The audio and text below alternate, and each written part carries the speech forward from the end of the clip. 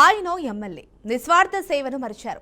సహజ సంపదను భావితరాలకు అందించాల్సిన సదరు ప్రజాప్రతినిధి దాన్ని కలుషితం చేసేస్తున్నారు. తన స్వార్థం కోసం చెరువునే నాశనం చేస్తున్నారనే వాదనలు వినిపిస్తున్నాయి. మల్లారెడ్డి ఎయిర్ సిటీ పేరుతో ఇటీవల ఆయన స్థాపించిన హోటల్ కమ్ గేమింగ్ జోన్ వల్ల విడుదలవుతున్న వ్యర్థాలను చెరువులోకి పంపుతున్నారు. తద్వారా గ్రేటర్ హైదరాబాద్కే తలమానికంగా ఉన్న పెద్ద చెరువును మురికి కూపంగా మార్చేస్తున్నారు.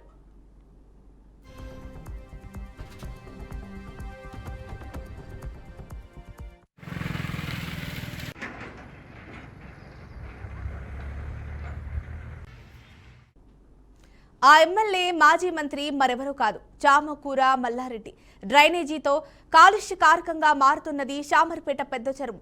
చెరువులోకి వ్యర్థాలను రాకుండా అడ్డుకొని రక్షించాల్సిన అధికార యంత్రాంగం ఆయన రాజకీయ ఒత్తిళ్లకు తలొగ్గుతున్నట్లు తెలుస్తోంది. దీంతో మేడ్చల్ జిల్లాలోని షామర్పేట పెద్ద చెరువుకు పెద్ద కష్టమొచ్చినట్లయింది.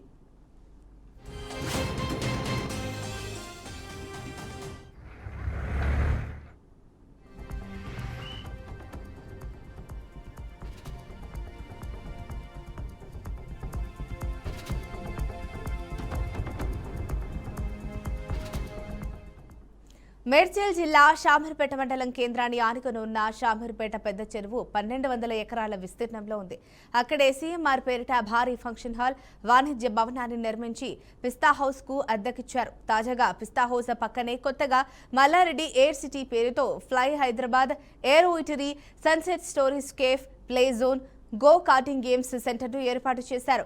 కొత్తగా ఏర్పాటు చేసిన ఎయిర్ సిటీ హోటళ్ల నుంచి వస్తున్న వ్యర్థాలను, మురికి నీటిని పక్కనే ఉన్న షామర్పేట పెద్ద చెరువులోకి కలుపుతున్నట్లు తెలిసింది. అంత పెద్ద ఎత్తున వ్యాపారం నిర్వహిస్తున్నప్పటికీ పంపించేందుకు ఎలాంటి స్టోరేజీని ఏర్పాటు చేసుకోలేదనే ఆరోపణలు తెరపైకొస్తున్నాయి. అందుకే ప్రత్యేకమైన పైప్ లైన్ ఏర్పాటు చేసి షామర్పేట చెరువులోకి పంపిస్తున్నట్లుగా అర్థమవుతోంది. మురుగునీరు కోసం కనీసం సంపు కూడా నిర్మించలేదని సమాచారం.